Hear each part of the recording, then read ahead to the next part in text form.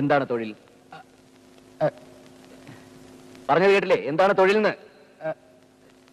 Sub inspector of police. ഞാൻ ഈ കോടതി പറഞ്ഞെല്ലാം വ്യക്തമായിട്ട് കേട്ടില്ലേ? എല്ലാം കേട്ടു.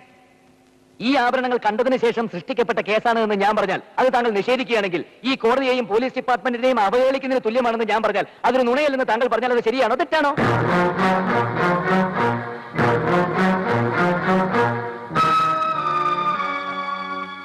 അല്ലാതെ ശരിയാണോ തെറ്റാണോ?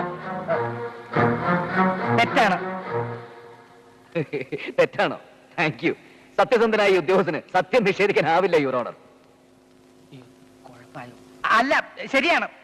ശരിയാണ് സാർ, അദ്ദേഹത്തിന് അത് നിഷേധിക്കാനാവില്ല.